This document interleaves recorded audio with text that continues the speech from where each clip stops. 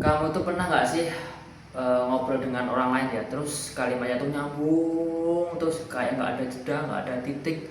Nah, jadi bikin bingung gitu ya. Nah, jadi hari ini saya akan bahas mengenai pentingnya komunikasi, karena komunikasi itu penting banget. Dan juga kalau kita nggak bisa komunikasi kan ya gimana, susah nyampein pesan, nyampein harapan kita, dan orang lain pun juga pasti bakal bingung dan akhirnya ya bikin salah paham gitu kan ya. Nah, capek kan kalau misalnya nggak salah paham. Nah, gitu. Nah, bukan karena kita nggak ngerti, tapi karena ya nggak ada kejelasan, nggak ada jeda gitu. Jadi jeda itu penting banget. Jeda itu bukan kosong, tapi justru alat untuk bikin kata-kata kamu itu terasa ya berisi lah. Nah, ini coba bedain nih ya. Ini komunikasi itu penting banget, titik lanjut ya. Nah, itu versi saya. Nah, kemudian komunikasi itu penting banget. Nah, kerasa nggak bedanya? Kerasa nggak? Nah, contoh ini seperti ini ya. Ini contoh aja nih.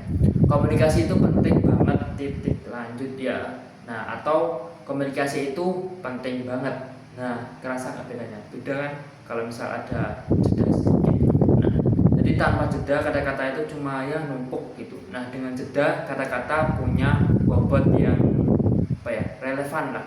Nah, kenapa kita sering nggak ngasih jeda? Nah, mungkin ini yang sering ditakoti ya.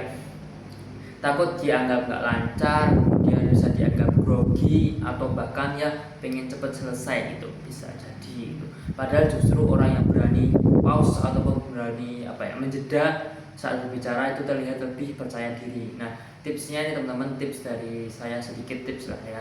Latihan diam, baca teks, dan juga sisipkan jeda di titik-titik penting. Kemudian yang kedua, bisa gunakan jeda untuk penekanan biar kata kunci kamu itu nempel di kepala orang. Kemudian yang ketiga, jangan buru-buru. Kamu nggak lagi balapan, kamu lagi menyampaikan pesan tuh. Jadi pesan yang kamu sampaikan tuh seharusnya itu bisa diterima gitu ya.